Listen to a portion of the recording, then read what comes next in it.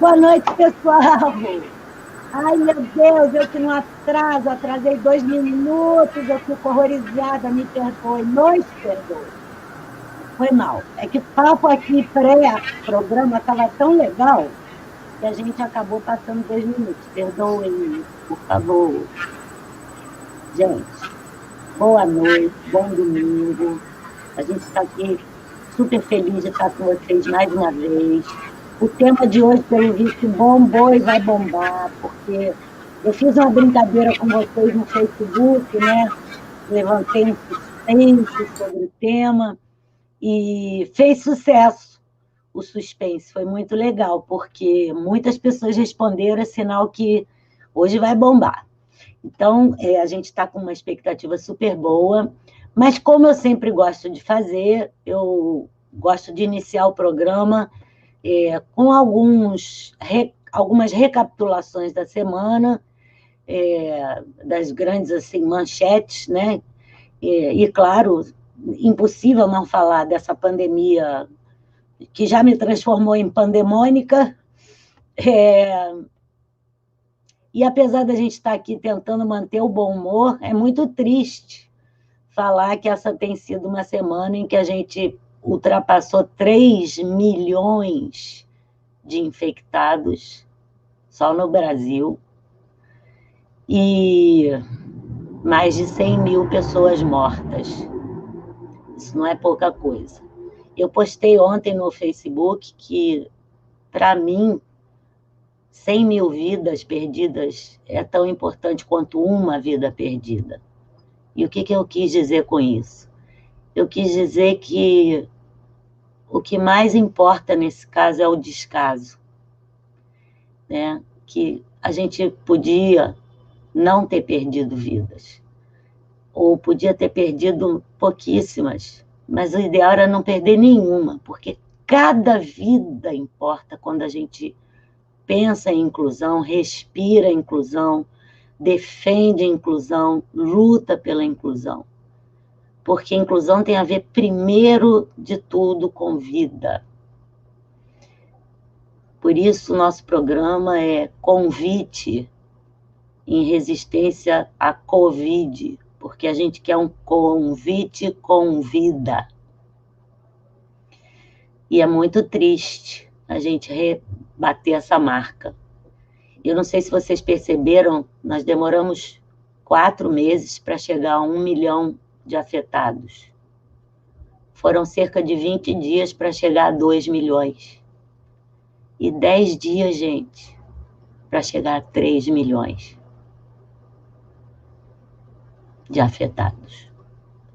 E é por isso que hoje eu vou me autodescrever como uma pessoa com a minha habitual franjinha, meus cabelos embranquecendo, mas 2 olheiras enormes, porque eu chorei muito esse fim de semana. De me dar conta do país em que a gente vive, do mundo em que a gente vive, e da tristeza, do desterro em que todos nos encontramos, não é? Então, hoje eu estou um pouco enlutada, um pouco não, muito enlutada, eu tenho estado enlutada. Mas o enlutada também nos remete à luta, e não só ao luto. E é por isso que a gente persiste aqui, resistindo. Então, eu, ao mesmo tempo em que eu estou com olheiras enormes, eu também estou com muita esperança. E eu visto aqui uma gargantilha indígena, um brinco, e todos 2 em tons dourados e marrons também, de motivo indígena, com espirais e um artesanato feito à mão, os 2. Uma blusa bege dourada, ela é brilhosa. Um painel que eu montei atrás de mim, escrito perigo, risco de abdução, mas eu quero que vocês entendam como a abdução das boas ideias, a abdução artística, como a música dos Beatles, logo embaixo, numa outra plaquinha. A abdução da gente precisar, como a gente sempre coloca, né, de um dia que termine zen, apesar de tudo. e da gente precisar também do silêncio. São 2 placas que falam disso. E, acima de tudo, dessa placa aqui, ó, que em Libras quer dizer amor, porque eu acho que é o amor que nos salva. Essa é a descrição que eu tenho para vocês de mim hoje.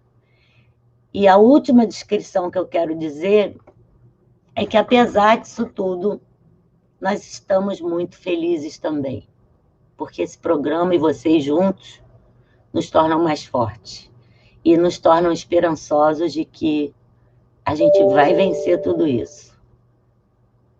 É junto, de mão dada. E vamos que vamos. Com isso, eu abro o programa chamando o Super Alan, com esse sorriso lindo dele, que sempre nos contagia de amor, de calor, a nossa linda Eliana, que também está aqui hoje para trazer esse tema maravilhoso, que é a pessoa com deficiência na EJA. Nada mais necessário para se discutir de inclusão do que isso. E vamos que vamos. E o meu convidado especial ali atrás, não está dando para ver, que é o Bigo. Daqui a pouco ele aparece aqui. Nós temos hoje cachorrinhos e gatinhos. Alan, é contigo. Pois então, estamos juntos, Mônica. Mais um Pan Academia, convite 20, né? Hoje com a queridíssima Eliana Zanata, que nos honra com a sua presença, num debate que já se revela promissor até pela interface, né? Educação de jovens e adultos, inclusão de pessoas com deficiência no cenário da EJA. É tão desafiador isso para todos nós, né? Então, mais do que nunca, é um tema que demanda a todos nós um esforço para entender a interface e enfrentar os desafios, são muitos. E a Eliana vai poder conversar com a gente sobre isso. Bom, olha, vou me audiodescrever, como sempre faço, com vistas a gente tornar essa comunicação o mais acessível possível aos nossos interlocutores. Então, eu sou um homem branco, de meia idade, 40 anos, cabelo castanho escuro, barba cerrada, preta, mas já ficando grisalha, com muitos pelos brancos. Eu tenho olhos castanhos, uso óculos, quadradinho, armação preta. Hoje eu estou com armação preta, aí depende de como eu vou estar no dia. Eu mudo a cor da armação de acordo com o look.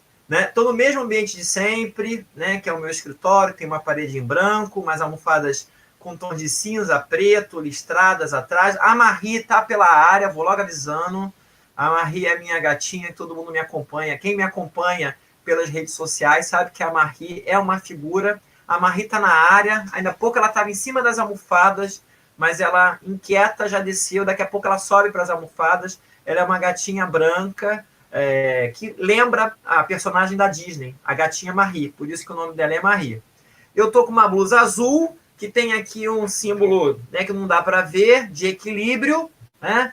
E estamos aí para mais um debate, e eu vou fazer agora a audiodescrição antes da nossa queridíssima convidada se apresentar, só para que tornemos mais acessível também esse ambiente de debate. Então, a Eliana Zanata é uma mulher de meia idade, cabelos longos, castanhos escuros, me parece pela tela, ou pretos, pele branca, né?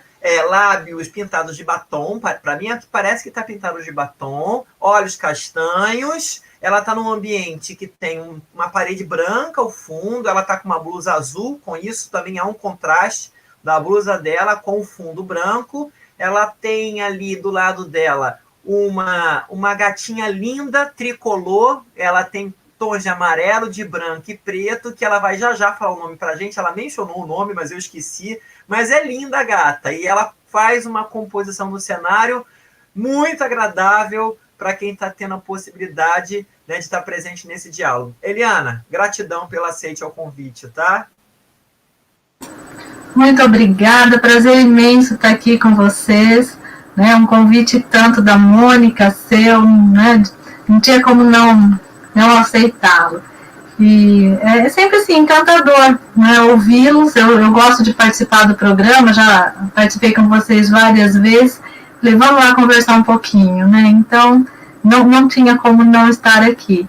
E a minha gatinha, ela chama Lola, ela é minha parceira de muito tempo aqui, com esse período de teletrabalho, educação remota e aulas pelo computador, a Lola tem sido uma estudante brilhante, porque ela também acompanha aqui conosco, né? E é uma fofíssima, mas, como sempre, ela está na hora do cochilo. Daqui a pouco ela dá o ar da graça, olha lá, vai dar uma espreguiçadinha e vai voltar a dormir. Muito obrigada, imensamente grata pelo convite. Vamos lá bater um papo sobre a educação de jovens e adultos e a educação especial entrelaçando caminhos por aí, né? Como é que essas pessoas estão se virando nesse momento? Então, Eliana, para começar o papo, enquanto o pessoal vai esquentando aí as turbinas, conta para a gente um pouquinho por que você teve a ideia desse assunto, né? A gente que trabalha em educação, a gente joga um pouco bola para tudo que é time, né? A gente vai fazendo de tudo um pouco. Por que você teve essa ideia? Conta para a gente. Então, Mônica, a questão dessas duas modalidades de educação básica, elas permeiam o meu caminho, acho que desde meados dos anos 2000, final da década de 90, início dos anos 2000. Eu tenho uma formação na área da educação especial mesmo e inclusiva, mas a educação de jovens e adultos me abraçou, e como você falou, vai acontecendo na vida da gente, né? E, ultimamente, eu tenho sido convidada para fazer avaliação de trabalhos acadêmicos em que essas duas modalidades se cruzam. Então, eu tenho visto pelas denúncias científicas que esses trabalhos têm trazido, o esquecimento que essa população tem. Então, isso foi um fator bastante motivador para eu propor para você, para a gente conversar um pouco sobre isso, né? E pensando assim também, aqui no município onde eu trabalho, eu sou de Bauru, né, interior aqui do estado de São Paulo, eu venho acompanhando essas duas modalidades na prefeitura municipal também desde meados dos anos 2000. E a gente vê que aqui é latente e que essa preocupação de como acolher melhor, como fazer esse serviço chegar para esses dois nichos, né, para esses dois públicos-alvos, não tem sido um trabalho simples. Ele demanda muito, tanto dos professores quanto do poder público, para fazer essas coisas acontecerem. Então, vem daí essa inquietação da gente pensar um pouco sobre isso, refletir um pouco sobre isso. E não é fácil, né? A gente bem sabe que se só a educação especial por si não está fácil, só a educação de jovens e adultos por si não está fácil, aí você mistura as duas num panorama só, para ser mais feliz. Vamos lá. Não, eu perguntei porque a EJA, ela sempre tem sido um desafio, né? Claro que as pessoas com deficiência, elas não são necessariamente um desafio. O que é um desafio é a maneira como a escola discriminadamente e discriminatoriamente ainda as trata. E a EJA, ela agora tem sido um duplo desafio. Ela sempre foi um desafio por tratar as populações que, por N motivos, geralmente sociais, de discriminação, de necessidade de trabalho, e, portanto, tiveram que largar a escola, enfim, ficaram de fora, né, e tiveram que ser resgatados, por assim dizer, e agora duplamente, porque muitas vezes também as pessoas com deficiência que terminam a sua escolaridade são atiradas para a EJA como se ela tivesse virado assim, o receptáculo dos casos de pessoas com deficiência que não tem mais para onde ir. Então, o cruzamento dessas duas modalidades reflete, na minha concepção, duas falhas, né, do sistema educacional, né? A falha de um que não dá conta de realmente incluir durante o período correto. E como eu falo incluir, eu não quero só dizer botar para dentro, mas também botar para dentro com a aprendizagem efetiva. E, do outro lado, a falha de um sistema educacional que não soube contemplar a realidade da pobreza brasileira, né? De uma população estudantil que precisa trabalhar muito cedo, que não tem condições de apenas estudar, né, e etc. e tal, e que acaba indo para a EJA ou fazendo EJA depois por causa disso, entre outros milhares de motivos. Então, o desafio para mim, assim, hoje é minimamente duplo. Sim. Quais que você veria, assim, pessoal, vocês perguntem também, eu estou perguntando porque vocês ainda não perguntaram, hein? Ai. O que você poderia dizer para a gente dessa sua experiência, essas bancas que você tem ido, esses estudos? Olha, vai pegar fogo no seu sofá, já tem um certo aí. Ela fez uma arte. Foi a gata. Lola. Essa é a Lola terrível, não tá falando? Às vezes ela dá pegando fogo.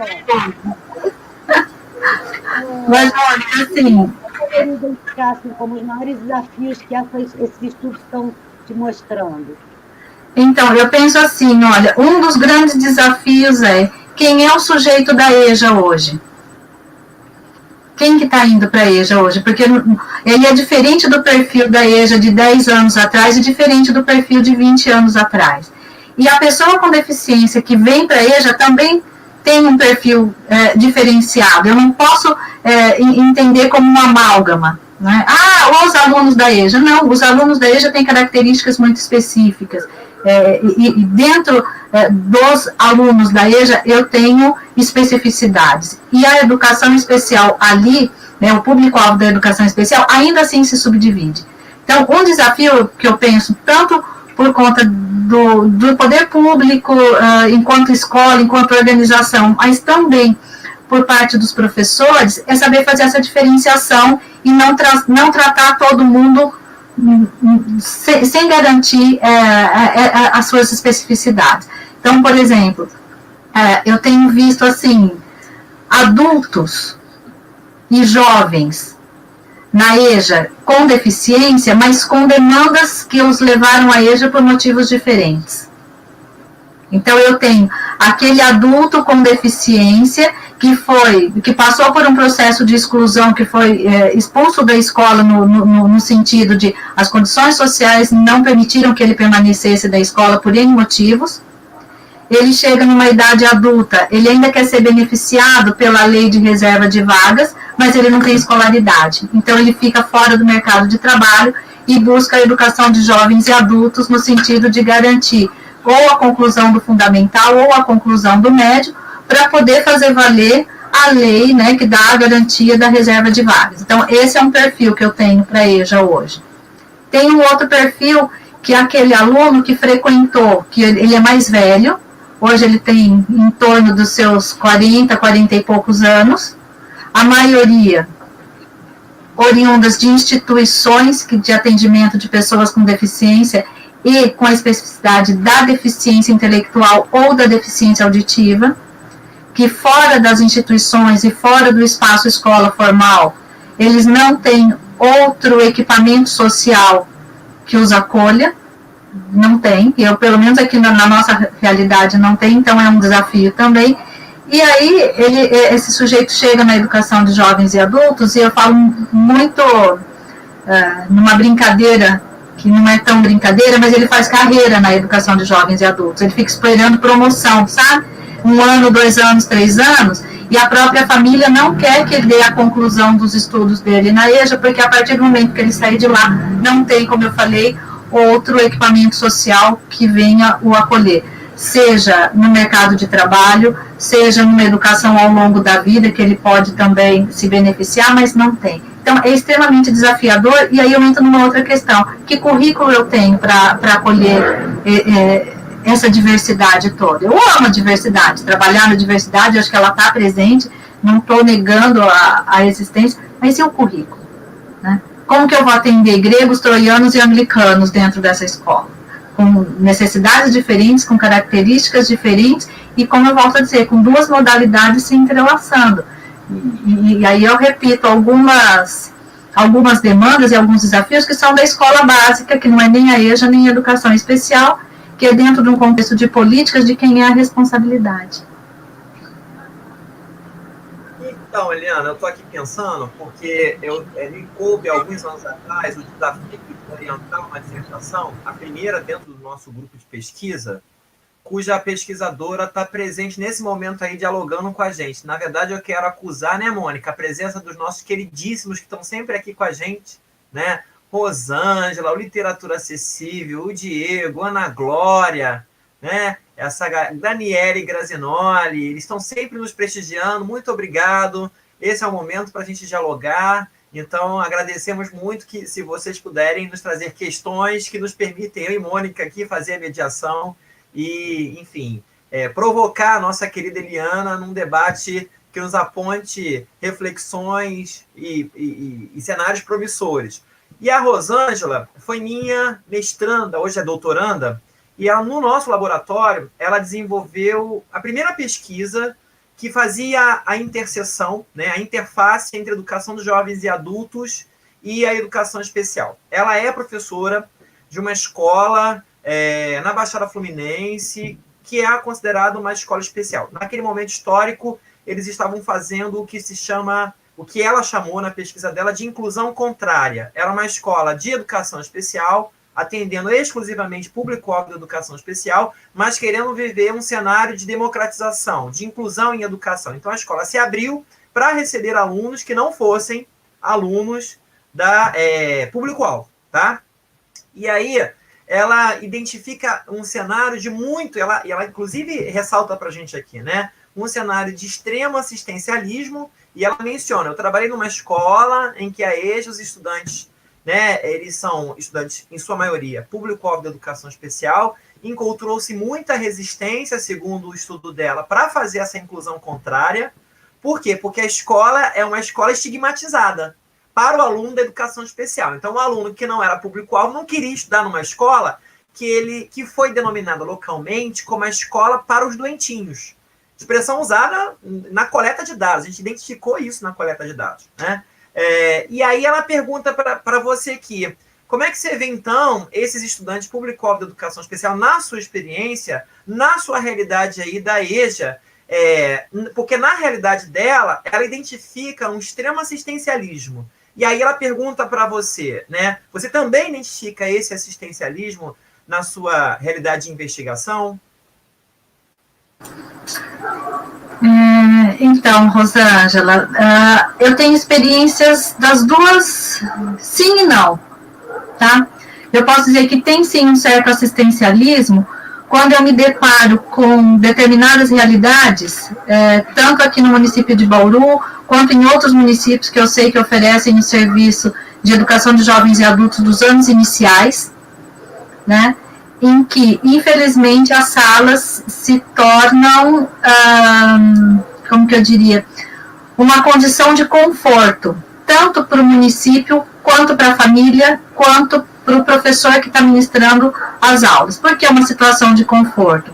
É uma sala que acaba ficando diminuta, tem um número de alunos menores, e eles acabam, transformam essa sala de EJA numa sala de educação especial, uma classe especial, e eles ficam ali, ad perpétuum, né? Ficam. Em outras situações, tem um aluno com deficiência nos anos iniciais ainda matriculado numa sala que tem os demais jovens e os demais adultos, às vezes até idosos, e tem uma rotatividade dos diversos alunos dessa sala, mas eles permanecem. E aí a permanência deles garante a continuidade do serviço. É outra situação que nós temos.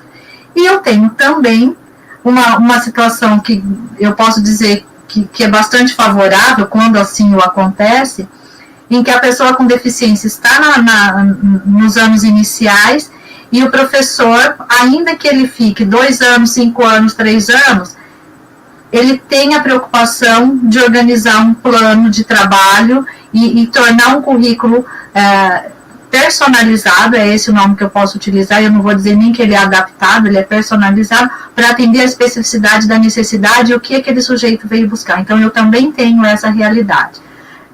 Quando a gente olha para a EJA, né, no que eu tenho percebido, dos anos finais e do ensino médio, aí a característica muda. Eu acho que não tem tanto um assistencialismo, não, porque quando eles chegam nos anos finais, como eu estava dizendo, do fundamental ou no ensino médio, é uma população que tem uma intencionalidade de concluir os anos de escolaridade com foco no mercado de trabalho. Né? Então, e com dor no coração eu digo, muitos abandonam o sonho porque a escola não é receptiva a isso. Então, eu li uma das teses que eu participei agora recentemente, tem o relato de um educando que ele dizia assim, eu poderia ter aproveitado muito mais se a escola tivesse recursos de acessibilidade, porque eu gostaria muito de ter utilizado o computador, mas não tinha computador para todo mundo na escola, então eu me senti prejudicado. É uma pessoa com baixa visão. Ele teve que trabalhar tudo o tempo todo com material ampliado impresso. Ele falou, olha, eu concluí, mas eu gostaria muito de ter tido acesso a outros recursos que eu sei que existem e a escola não proveu. Então, essa questão do assistencialismo, ela é muito relativa. Eu acho que não consigo generalizar para todos os espaços. Tem espaços que ele existe sim, mas tem espaços que eu tenho professores e secretarias extremamente comprometidos e que têm a intenção de fazer as coisas acontecerem, entende? Entendo. E assim, e realmente essa também eu tenho essa questão que eu também construí a partir de outras experiências, para além dessa que a Rosângela trouxe na apresentação dela. Mas algo que me inquieta muito, e nós no nosso laboratório, lá na universidade, sabe, Eliana, somos muito demandados, e é isso que eu quero perguntar a você, objetivamente, se você também tem essa demanda. Muitos municípios, coordenações de educação especial, e aí depende do município, também chamam de coordenação de educação inclusiva, eles querem uma legitimação da terminalidade específica para esses alunos, quando, na verdade, quando eu pergunto, bom, a terminalidade específica é possível, mas que opções existem para esses alunos? E assim, a gente identifica que não existem opções. A terminalidade específica é a opção.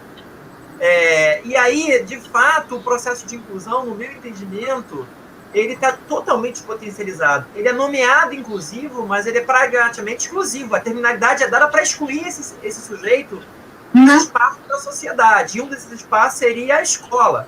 Porque o que eu identifico, e aí eu quero dialogar com você nesse sentido, é uma ausência total de uma proposta intersetorial nos municípios. Porque a educação por si só não vai dar conta. Então, qual é a proposta que se tem no município para alunos da EJA que precisam se inserir no mundo do trabalho? Eu não estou falando apenas do mercado, mas no mundo do trabalho. O que tem a Secretaria de Cultura e Lazer? O que tem a Secretaria de Educação? A Secretaria de Ciência Social? Quais projetos dialogam para, de fato, se criar condições para a inclusão educacional e, quiçá, social desses sujeitos? Pensando na inclusão educacional apenas como uma das instâncias de inclusão desse sujeito. E eu observo que a terminalidade, para muitos municípios, é a solução mágica. E eles querem, tudo que eles querem é que a universidade legitime isso. Que a gente diga, não, dá a terminalidade sim. Quando, na verdade, quando nos procuram, o que a gente provoca no grupo é, que proposta vocês construíram? Mas aí elas perguntam, e existe alguma proposta? Então, essa é uma realidade que a gente tem se deparado muito aqui no Rio de Janeiro, e eu queria ouvir você em relação às suas investigações, se você também identificar essa mesma questão aí em São Paulo. Então, aqui nós temos, como eu falo, são particularidades. Eu tenho municípios que têm a mesma postura, que estão esperando, e olha, eu não falo nem da terminalidade. Eu tenho situações aqui no interior do estado que são mais críticas, como há uns anos atrás eu cheguei para um dos municípios aqui da região, marquei uma reunião com o secretário municipal de educação, porque nós estávamos com a proposta de um projeto de formação de professores para atuar na interseção, né, das duas áreas. Aí ele diz assim para mim, olha, se for para trabalhar, eu vou repetir as palavras dele, com os deficientes, a gente até tem algumas coisas aqui, algumas salas. Agora, não tem analfabeto aqui, eu não tenho EJA no município, não tem ninguém analfabeto aqui. Eu falei, nossa, vocês zeraram o analfabetismo? Ele falou, eu acho que sim, porque a gente já fez chamada 2 vezes para fazer matrícula e não aparece ninguém, eu já pus até na rádio.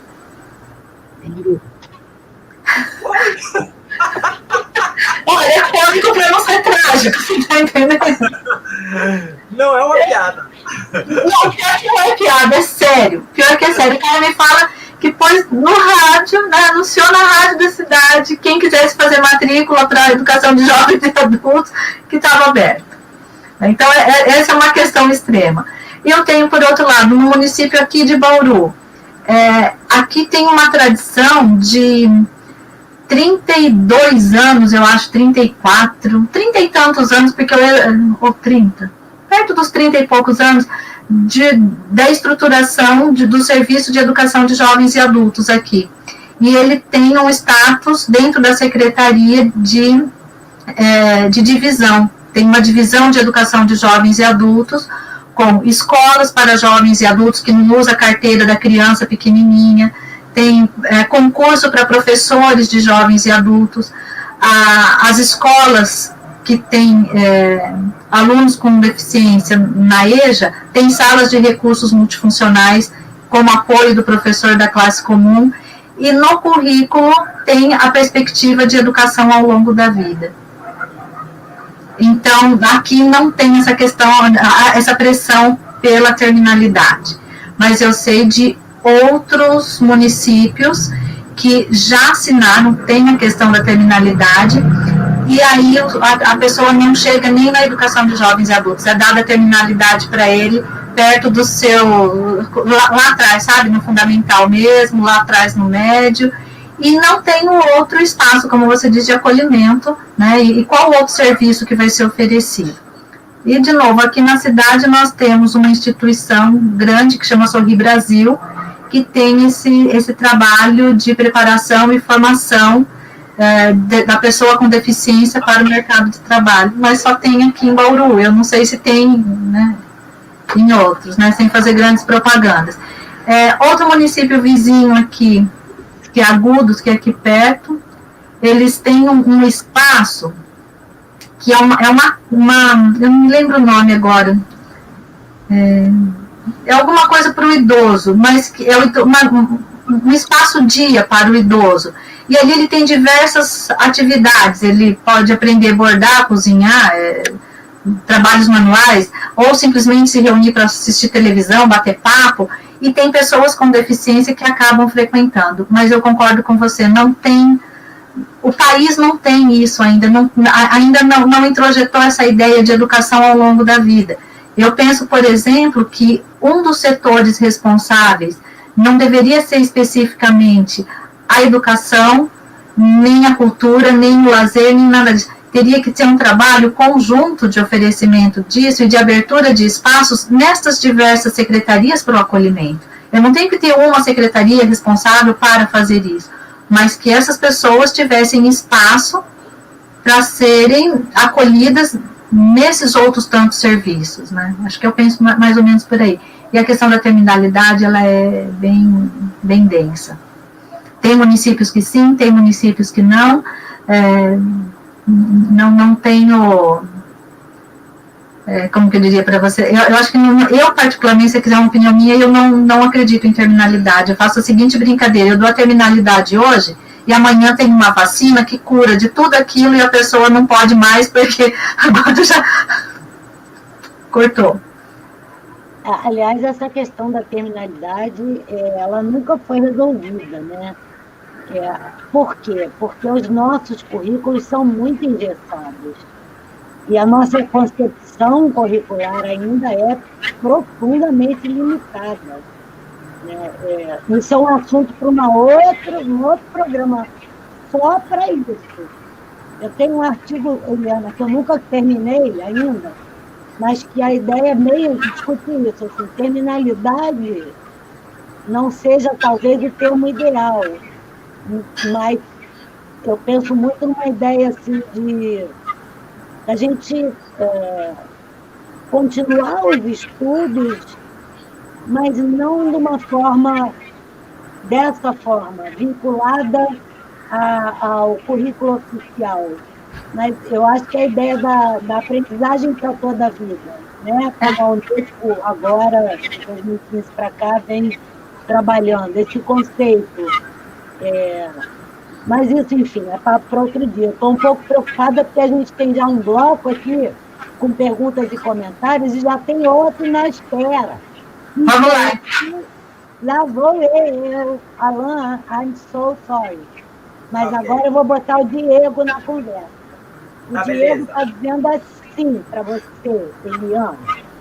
Na sua opinião, na nossa prática docente, como podemos garantir que os alunos com deficiência consigam aprender os conteúdos do currículo e atividades que garantam a sua formação, com vistas à autonomia e independência na escola e fora dela?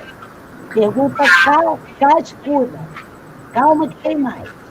A Rosângela diz assim, a Rosângela diz assim: a escola acaba se transformando em um comentário, em um espaço social apenas, e o pedagógico, por vezes, fica de lado. E a Marisa diz assim, que atua na EJA com alunos que apresentam diversas demandas específicas de aprendizagem, inclusive a maioria com deficiência intelectual.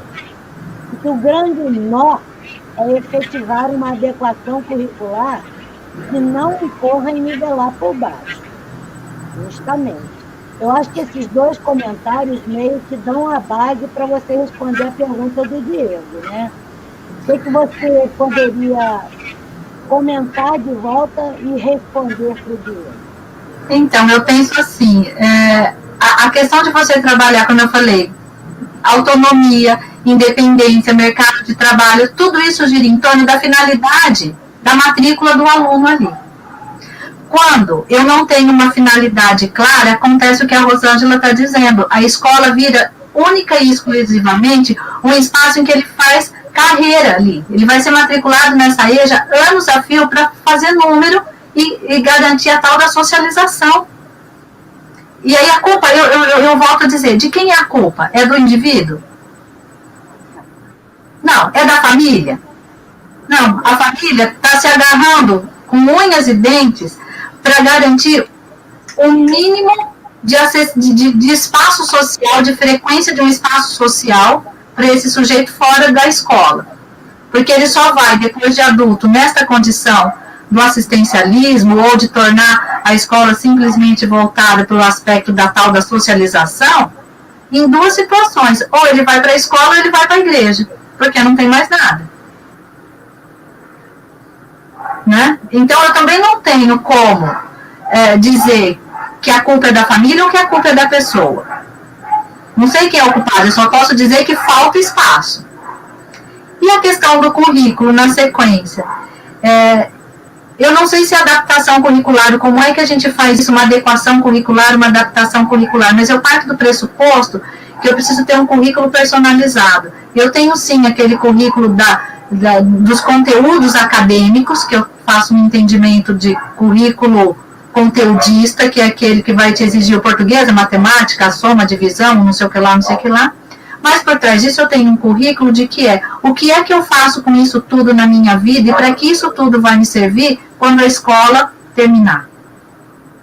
Se eu não tenho autonomia, né, ela está dizendo aqui, né, a Marisa, que ela trabalha a maioria com DI. Se eu estou vamos pegar um sujeito hipotético aqui, um aluno com deficiência intelectual, beirando seus 40 anos de idade, está lá ainda na sala, porque ele teve aquele percurso de APAE por um tempo, a APS por outro, que são as escolas especiais, acabou atingindo uma determinada idade, ele é convidado a se retirar da escola, né, assim, mas não dá terminalidade também, porque a família tem que aceitar, na maioria dos casos, e o espaço dele é a EJA. Está lá já faz 12 anos, 15 anos que ele está na EJA. Ele precisa de autonomia. E a autonomia implica também eu trabalhar se a família quer a autonomia desse sujeito. Eu não posso enfiar a autonomia na barra, no currículo. Ele tem todo um trabalho ele vai andar de ônibus sozinho, vai precisar do transporte que vai buscar em casa e trazer na porta da escola. Ele tem condições para isso? Como é que eu lido? Aí você vai me dizer assim, mas escuta, isso não é o serviço do AE? Por isso que eu falo, então eu teria que ter as duas modalidades juntas, eu tenho que trabalhar junto. Qual é a especificidade, qual é a necessidade desse sujeito dentro da escola? Se é para trabalhar autonomia, se é para trabalhar preparação para o mercado de trabalho, eu tenho que ter a parceria com o profissional do AE, para que junto a gente trace um currículo personalizado, um currículo para essa pessoa. É fácil? Não, não é. Não é. É um nó isso, né? E aí eu entendo que... Mas não, é impossível. Não, impossível não é, tanto que tem vários lugares que ele acontece. Tem vários lugares que ele acontece.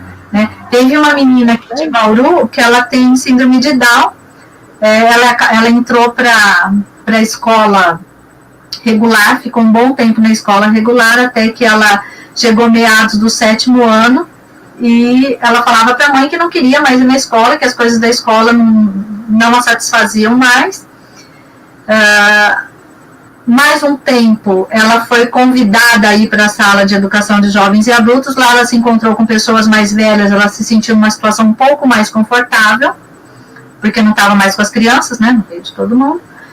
Mas ela dizia assim, eu gosto de pintar, eu quero fazer quadro, eu não quero mais a escola. Então, de comum acordo, a mãe, a escola e todo mundo, assim, a escola não está cumprindo com um papel formativo para essa menina, porque as expectativas dela de vida são outras, ela vai ser feliz com outra coisa. E aí, coletivamente, né, em grupo, eles optaram por tirá-la da escola mesmo, nem EJA, nem escola comum, nem especial, nem nada, e ela foi fazer curso de pintura.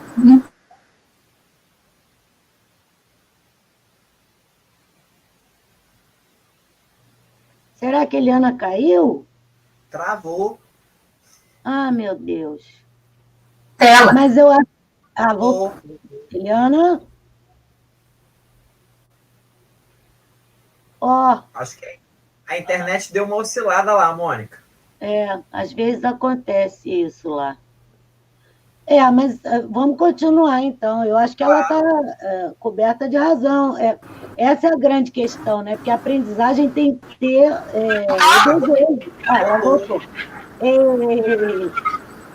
Continue, querida.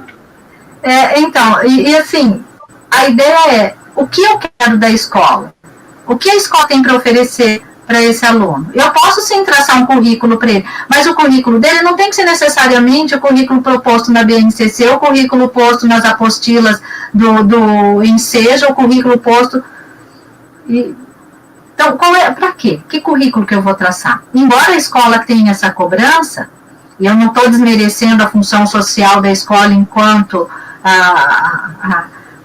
os conhecimentos socialmente construídos pela humanidade, aquela coisa toda, né, da formalidade da escola, eu não estou dizendo que isso não é importante, mas eu estou dizendo até que ponto isso é funcional, é importante para aquele sujeito. Se ele está indo para o mercado de trabalho, ele está no ensino médio, é importante que ele tenha acesso àquilo tudo, sim. Ele precisa da língua portuguesa, ele precisa da matemática, por isso que isso vai fazer diferença. São conteúdos que vão ser exigidos dele numa vaga de emprego ali na frente. Ele precisa falar bem, ele precisa se colocar bem, então os conteúdos vão fazer sentido. Né? E, então, o currículo, é isso que eu falei, vai para além da apostila didática, vai para além de eu colocar um currículo mais para baixo, mais para cima. E eu não entendo que é diminuir o currículo, e nem excluir o currículo, é fazer um currículo real, né, um currículo consciente.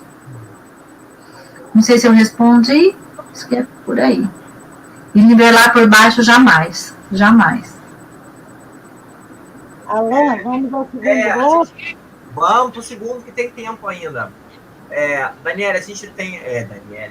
usar a presença da querida Daniela Grazinori, que nesse momento está em destaque aí na nossa tela. Nós temos aqui, Eliana, algumas questões. Você prefere que se faça em blocos ou uma por uma? Eu vou fazer... Se você bloco, tá. Porque só tem 15 minutos. Exatamente. Então, olha só, o Matheus Modesto, ele traz uma primeira comentário e depois ele problematiza, né? É uma modalidade fortemente alvo de processos terríveis de subjetivação, então ele está se referindo, imaginar, a educação de jovens e adultos, e aí ele problematiza, é possível um outro modelo de escola que divirja deste, reduza os efeitos maléficos construídos no interior das escolas, né?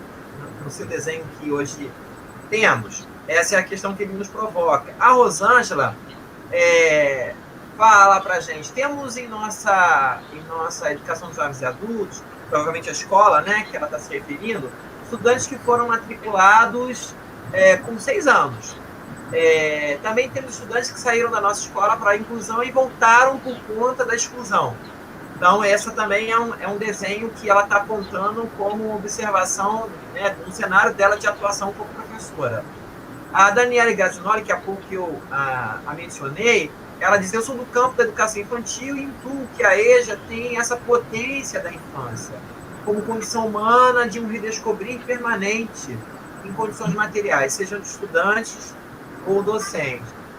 E o Diego Bacelar, ele traz uma reflexão sobre a avaliação. Eu já ouvi de professores da EJA que eles não reprovam seus alunos porque a vida já os reprovou. Então, são questões que debate aqui. E aí está contigo a bola agora, Eliana. Deixa eu esquentar um pouco isso aí. Eu devo dizer que eu acho que eu sou contra a reprovação. Também. Em qualquer fase do ensino. Na minha cabeça, ela é completamente desnecessária. Vou então começar a dar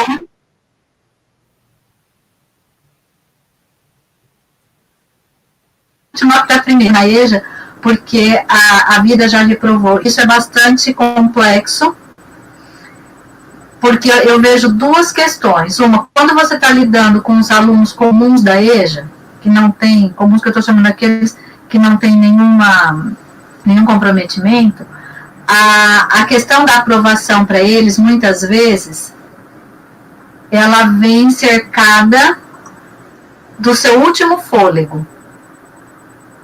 Tá? É assim, é a minha última moeda, é a minha última cartada.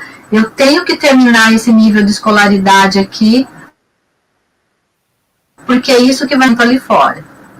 E então, quando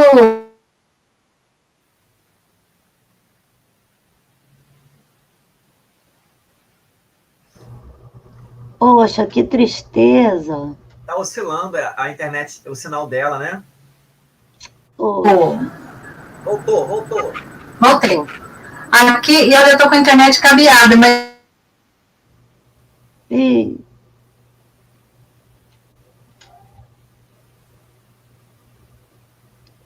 Bom, acho que a gente vai ter que continuar. Vamos pegar... É extremamente... Voltou. Eu não tenho o que fazer aqui, é a localização mesmo do prédio.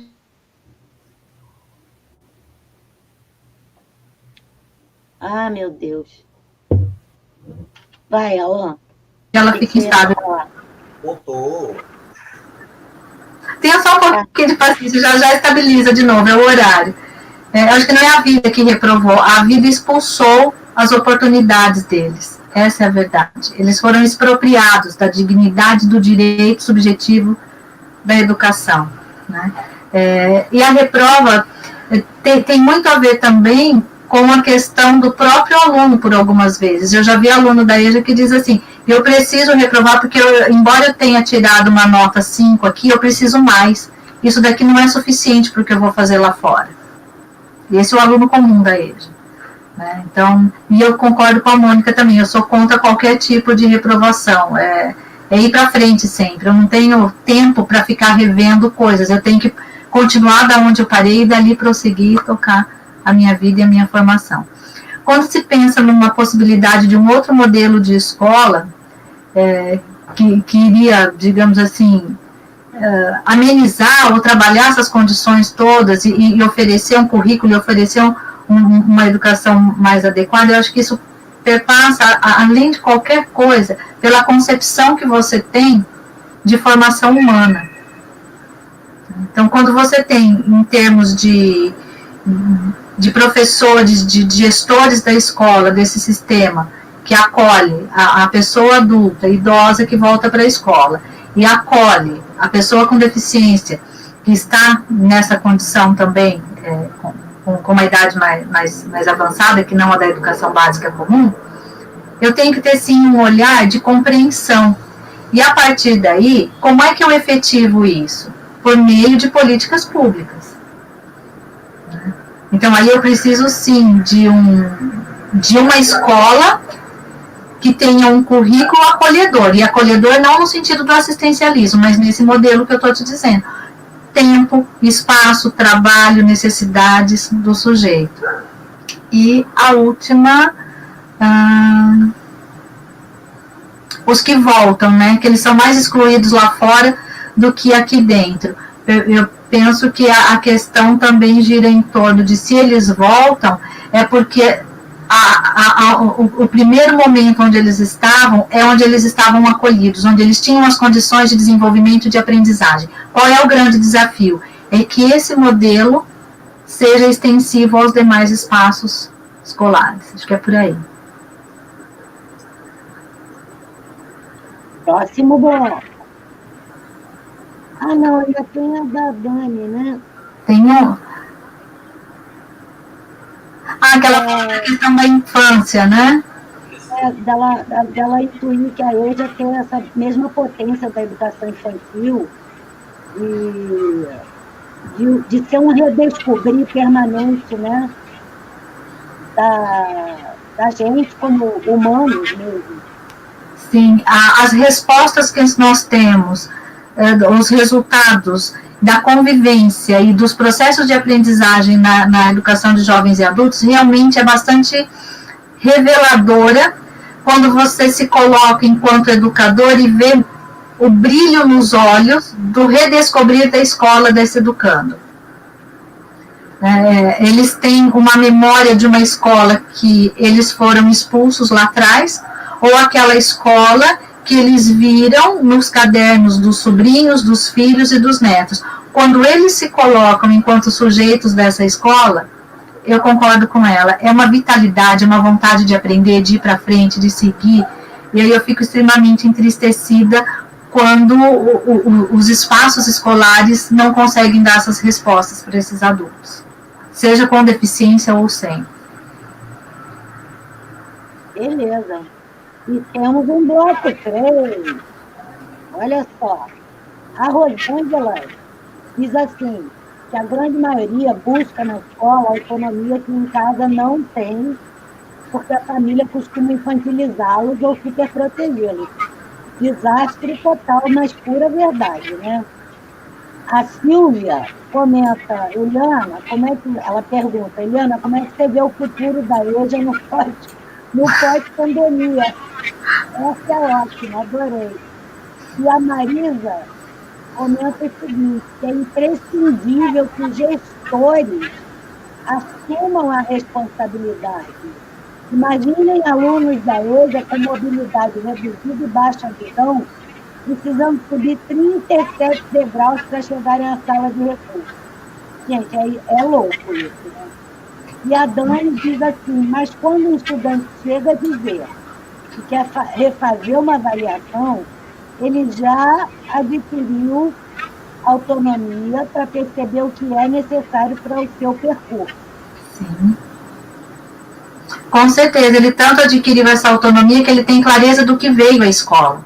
Ele sabe, ele tem percepção do que ele precisa, né, galgar ali dentro, que ele precisa conquistar, tirar da escola para levar para a vida. Então, ele é uma pessoa extremamente autônoma. E com certeza, nós tivemos um exemplo de um aluno surdo aqui na EJA do município, em que ele dizia assim, eu não posso sair da escola porque aqui eu estou aprendendo pela primeira vez. Ele estava começando a aprender Libras, porque ele não tinha nem a comunicação, vai vendo. Então, como é que... Aí, assim, se você aprova,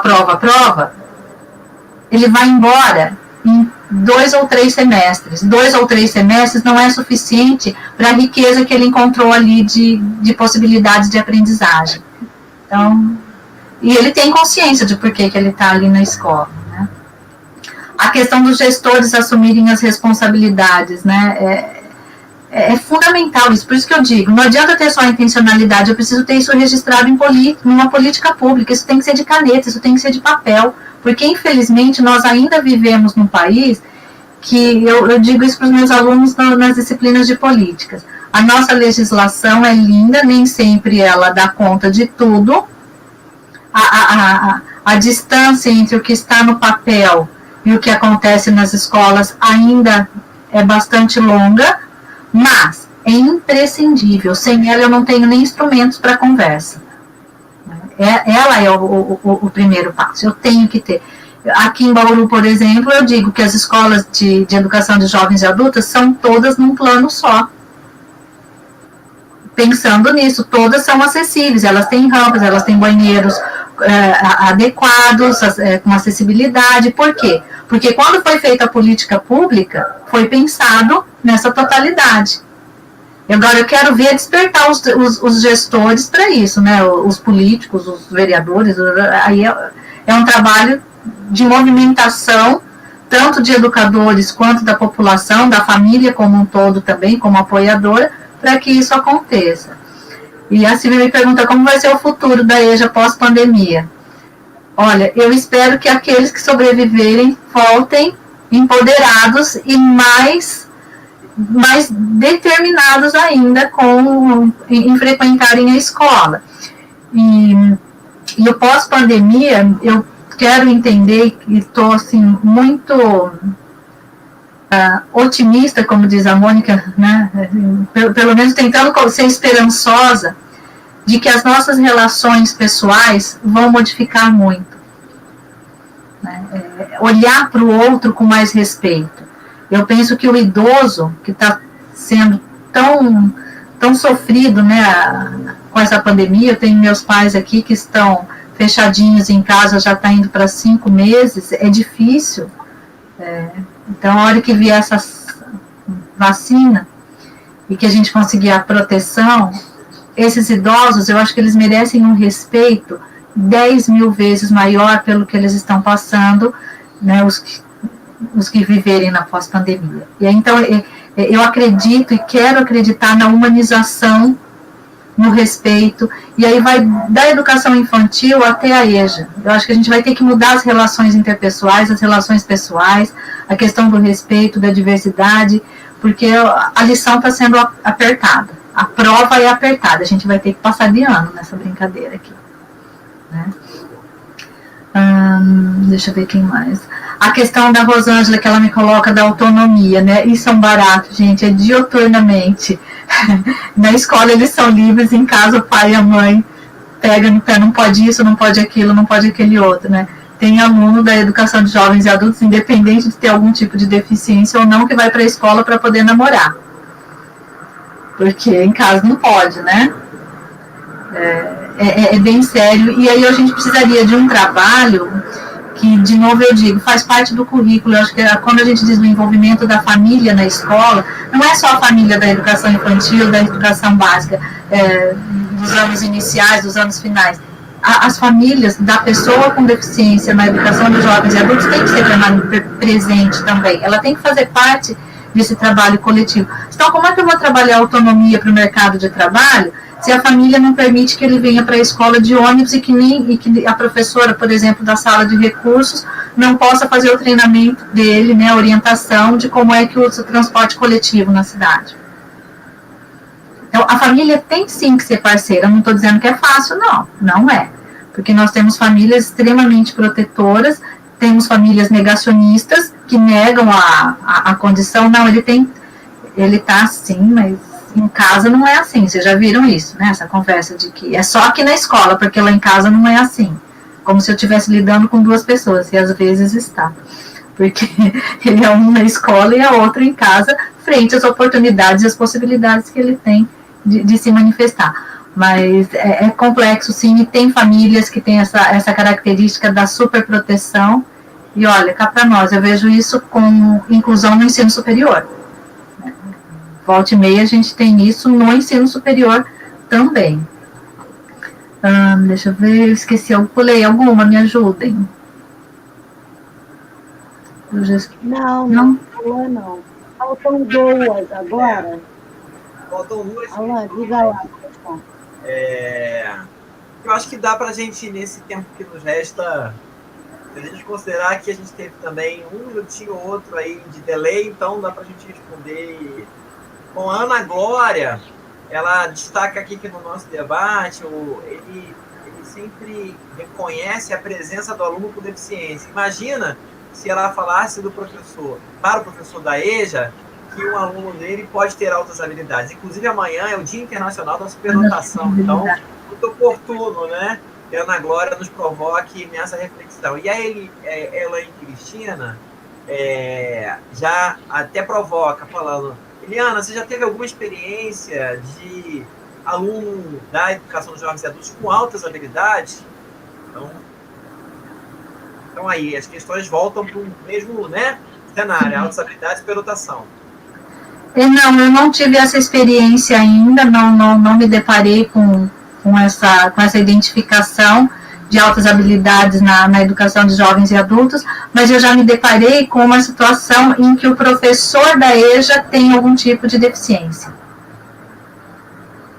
Tá? O professor da EJA é uma pessoa com deficiência ministrando aulas comuns ali. Ele é um professor como qualquer outro, mas ele tem a deficiência.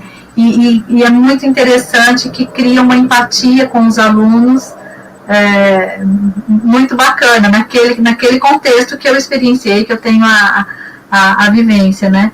De que os alunos, quando tinham a intencionalidade de abandonar os estudos mais uma vez, porque infelizmente a evasão é uma presença, né, na educação de jovens e adultos, ele dizia assim: eu não posso, se a minha professora que tem deficiência está aqui, quem sou eu para cair fora?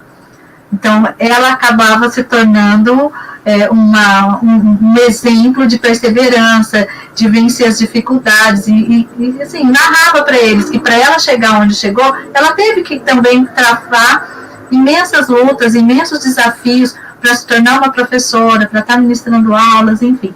Mas o inverso de ter uma pessoa com altas habilidades ainda não me deparei, mas me dá uma boa ideia de fazer investigação, distribuir os protocolos por aí. Eu quero fazer um comentário e uma pergunta.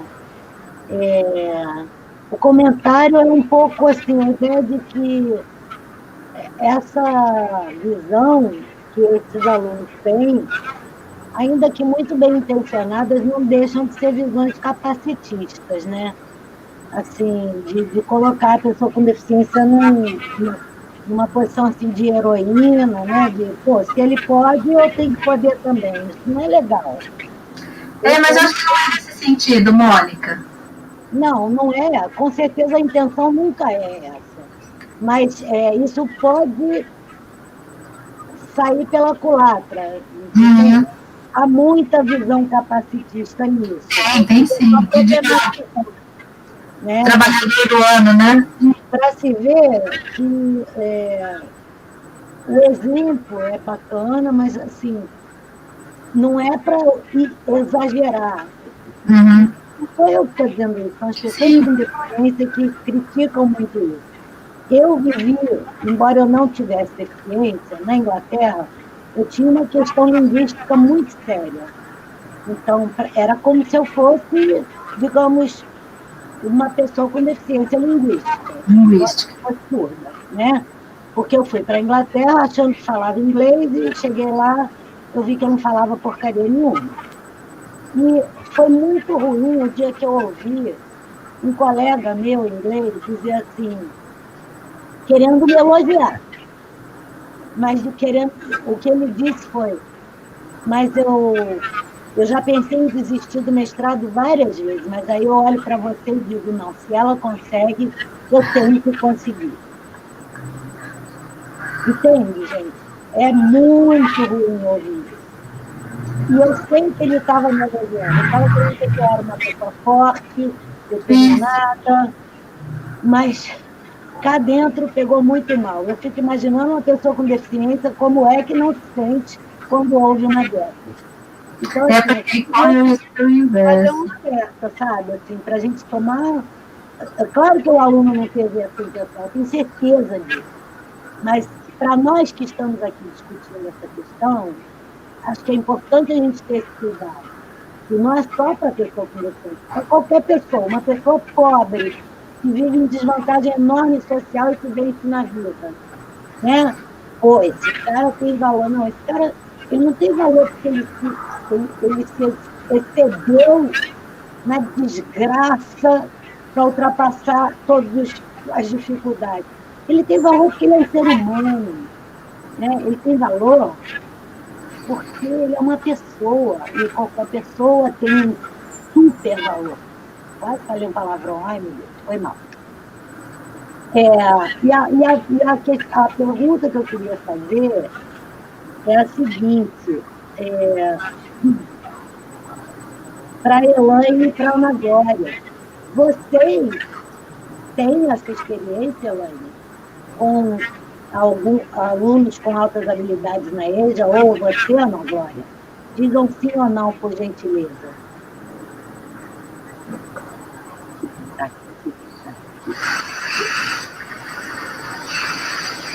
Meninas, cadê o sexto? Gente, tem 36 comentários ainda ali. Estou apavorada. Vocês têm ou não têm? Ana Glória tem? Ana Glória, sim. Ok. O que é que vocês acham, dona Ana Glória, Alain, meu companheiro, Eliana, está aqui trazendo o assunto da EJA, entre outros.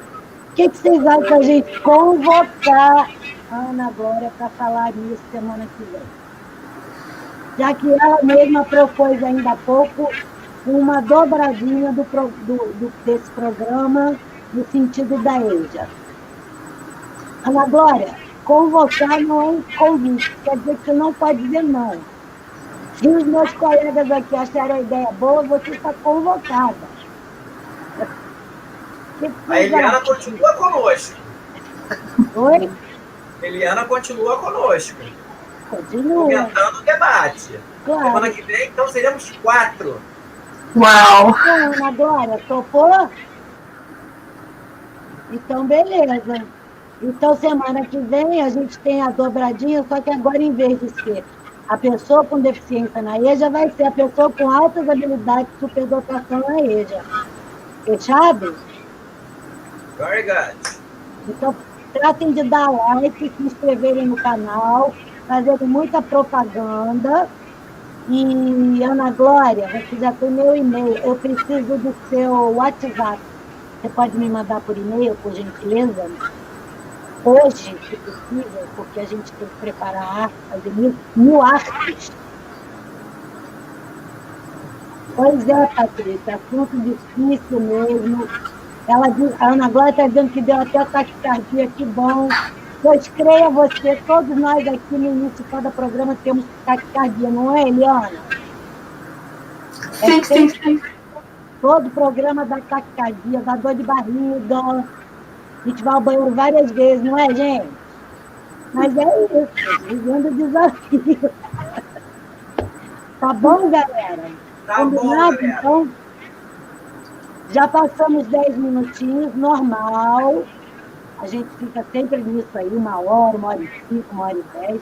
Eliana, tem algo que você queira dizer, meu amor, que tenha faltado? Eu sei que tem muito comentário que passou. A gente resgata ele para a semana que vem, tá? Você gostaria de dizer alguma coisa?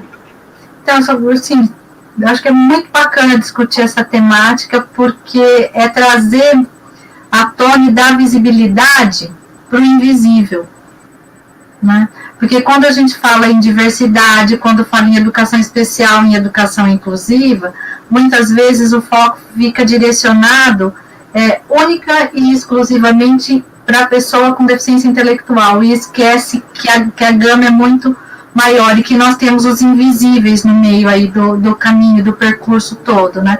Pensando a sala de EJA, como eu falei, no primeiro momento a gente foca nos anos iniciais, porque é onde eles têm um pouquinho mais de visibilidade por conta do DI. Mas a Elaine levantou agora, a Ana Glória também, e a pessoa com altas habilidades, né? E quando tem um outro desafio, e quando você tem uma educação de jovens e adultos, por exemplo, os adolescentes em liberdade assistida. Uhum. E quando você tem uma educação de jovens e adultos indígenas. Exato. Ali, então, é muito mais do que a pessoa com deficiência.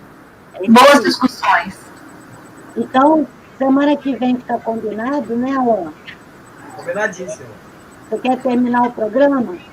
Não, quero só agradecer, Eliana, agradecer as participações. Obrigada. O tema é absolutamente provocativo. Então, gente, olha, a oportunidade de a gente ter a Eliana de novo, agora acompanhada da Ana Glória, que traz uma experiência de escola, de escolarização de aluno com alta habilidade na EJA. Nós precisamos viralizar a arte desse próximo encontro. A Mônica, como sempre, muito cuidado, prepara a arte para a gente, divulgando o tema. Então, vamos compartilhar maximizadamente nas redes sociais. Obrigadão, tá, Eliana? Obrigada eu. Eliana, meu amor, muito obrigada. Turmas do bem que estão conosco hoje, muito obrigada. Namastê. Amém. Inshallah. Shalom. Tudo de bom. Shalom. Tudo de bom para vocês. Muito obrigada. Uma ótima semana. E, domingão do Alanzão e da Mônica. Beijo. Tchau, gente. Galera. Estamos aí. Beijo. Hoje não tem polícia para me prender, viu? Mas fora Bozo, do mesmo jeito. Isso aí.